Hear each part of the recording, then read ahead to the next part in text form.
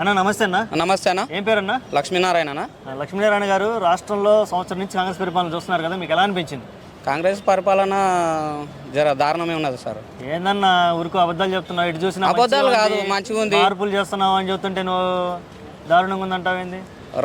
రైతు బంధు లేదు, రైతు రుణమాఫీ లేదు 2 లక్షలు. ఇప్పుడు బ్యాంక్ చుట్టూ తిరిగి ఆడిపోతే ఈడ మాపి అయింది అంటే 2 లక్షల పైన ఉండోళ్ళకి ఇంతవరకు లేదు. అంతే అది. ఓకే, కేసీఆర్ గారు ఉన్నప్పుడు మరి బాగా వచ్చిందా? రైతు బంధు అయితే బాగానే ఉంది. రైతుల గురించి పట్టించుకున్నాడు, మంచిగా ఉంది. మరి లగచర్ల ఇష్యూలో అసలు రైతులు అరెస్ట్ చేశారు కదా, దాని మీద అభిప్రాయం ఏంది? ఇక లగచర్ల ఇష్యూ అంటానంటే ఇప్పుడు సీఎం గారు ఉన్నారు కదా, వాళ్ళు వచ్చి కూర్చొని చర్చలు పెట్టి వాళ్ళతో మాట్లాడి కొంచెం వాళ్ళ నుంచి అభిప్రాయం సేకరణ చేసుకుంటే బాగుంటుంది. తెలియదు కదా రైతులకు, ఆఫీసర్ ఎవరో తెలియదు. వాళ్ళు వచ్చినప్పుడు డైరెక్ట్ మీటింగ్ పెట్టినారు కదా, పెట్టినప్పుడు ఇక దాని గురించి వాళ్ళకి తెలియదు, అవగాహన లేదు. మీరు మా భూములు గుంజుకుంటున్నారా అనే ఉద్దేశంతో కూడా ముందుకు వచ్చింటారు వాళ్ళు పార్లమెంట్కి. ఓకే, అది కొంచెం దారుణమే. రైతులు కదా. తెలుగు రాష్ట్రాల్లో ఇప్పటి వరకు రైతులను ఈ విధంగా అరెస్ట్ చేయడం ఎప్పుడైనా చూసావా?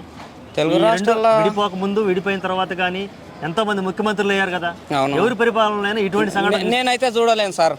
ఇట్లాంటి సంఘటన అసలు చూడలేను నేను. రైతులను ఇట్లా దారుణంగా అరెస్టులు చేసుడు కానీ అలాంటివి ఏం చూడలేను నేనైతే. దారుణంగా అరెస్ట్ చేయడం ఒక ఎత్తను, వాళ్ళకి చేతులు సంఖ్యలు వేసి రోడ్ల మీద తిప్పడం అది మంచిది కాదు సార్. అట్లా ఒకవేళ ఇప్పుడు ఇబ్బంది ఉంది అనుకో, చూపించుకోవాలి. అరెస్టులు చేసినట్టు మేము చూపించుకోవాలి కదా, మరి మీడియాకి, ప్రపంచానికి అదే మీరు చూపిస్తున్నారు కదా. నేను ఏమంటున్నా అంటే, ఒక రైతుకు గుండెపోటు వచ్చింది, అదైతే దారుణం. ఎందుకని సంఖ్యలు వేస్తే ఆయన దొంగ కాదు కదా, పారిపోకుండా అయితే ఉంటుండే. డైరెక్ట్ హాస్పిటల్ కు జాయిన్ చేస్తే ప్రభుత్వానికి ఎదురు తిరిగి తీస్తారు అంటే, ఇక ప్రభుత్వానికి ఎదురు తిరిగి తీస్తారంటే అందరు కూడా వేసి ఊకే కూర్చున్నట్టు పరిపాలించుకునొచ్చు. వాళ్ళుగా అందరికి సంఖ్యలు వేసి లోపల కూర్చున్నట్టు పరిపాలించుకునొచ్చు. అట్లా ఉంటుంది అది. ఇప్పుడు తెలంగాణ తల్లి విగ్రహాన్ని మార్చారు. ఇక తెలంగాణ తల్లిది అంటే ముందు ఉన్న అమ్మ అయితే మంచిగానే అనిపించింది. ఇక వాళ్ళకి ఏం ఉద్దేశంతో మార్చిండ్రో, తెలంగాణ తల్లి అయితే ఇక ముందున్న విగ్రహం అయితే మంచిగానే ఉండే. ఓకే, ఇప్పుడు రాష్ట్రంలో ఏం నడుస్తుందంటే అరెస్టుల పర్వం నడుస్తుంది. ఒకవైపు ఆల్రెడీ రైతులను అరెస్ట్ చేయడం అయిపోయింది కదా సార్. ఇప్పుడు వాస్తవానికి ఇప్పుడు మీడియా మీ ముందరికి మేము వచ్చినాం అనుకో, సపోజ్ మేము వచ్చి మీతో మాట్లాడుతున్నాం, మీరు పెట్టిన మా ముందర మేము ఉన్నదే చెప్తుంటాం. ఆయన పోయి ఆడ పోయి మాట్లాడింది కదా, మా గురించి మాట్లాడింది కదా అని చెప్పి రేపు ఏమన్నా చేయొచ్చు, అరెస్టులు చేస్తారు. అంతే ఉంటాయి. ఇక రేపు మరి ఈ ఫార్ములా రేస్ కేసులో కేటీఆర్ గారిని అరెస్ట్ చేస్తారు సార్. వాళ్ళు ఏదోటి డొంక పెట్టి బేకాన్ని నోరు నొక్కనికే చూస్తుంటారు. ఇప్పుడు ఏమున్నది అంటే పాలనలో ఏం జరుగుతుంది అని వ్యతిరేకిస్తున్నారు. అంటే ఇప్పుడు నేను వచ్చి మాట్లాడుతున్నా, ఈయన వచ్చి మాట్లాడినరా అంటని చెప్పేసి ఏదో రూపంగా చేసి అరెస్ట్ చేయడానికినే చూస్తుంటారు. ఇప్పుడు కేటీఆర్ని అయినా అంతే, ప్రజల్ని అయినా అంతే, రైతులను కూడా అంతే. మరి ఈ అణచివేత పాలనని, ప్రజాపాలన ఎలా చూస్తూ ఉంటాం? ఇక ప్రజాపాలన అన్నాడు, అందరికి ప్రజలకు మేలు చేయొచ్చు అనే ఉద్దేశం ఉంది. ఆయన సీఎం అయిండు, మా కాన్సెన్సే.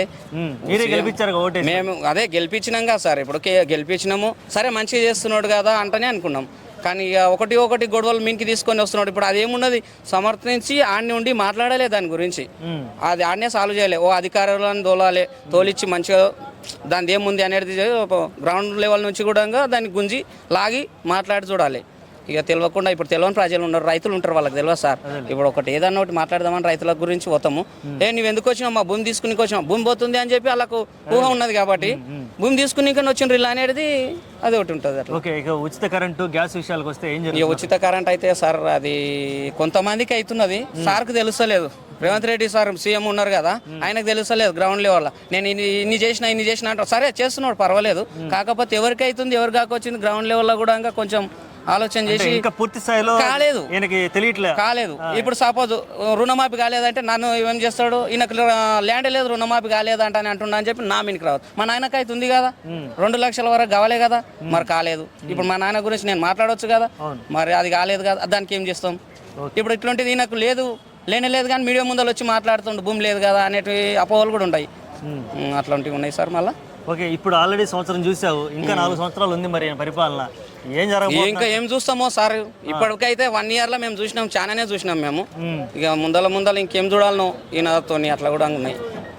ఓకే, ఇప్పుడు వాళ్ళు ఇచ్చిన హామీలు ఇది నెరవేరిస్తే ఇది ఒక్కటన్నా నెరవేరిస్తే బాగుండని ఏమనుకుంటున్నాం వాళ్ళు ఇచ్చిన పథకాలు? పథకాలు అంటే ఇక ఏమున్నాయి సార్, వాళ్ళు ఏది నెరవేర్చే స్థితిలో లేరు. ఒకటి చేస్తుంటే ఒకటి చేస్తున్నారు.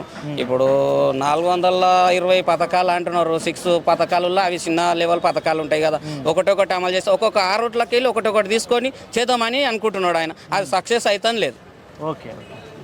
ఇప్పుడు మహాలక్ష్మి పథకం అన్నాడు, వాస్తవం అది మంచిగా ఉంది అనుకో.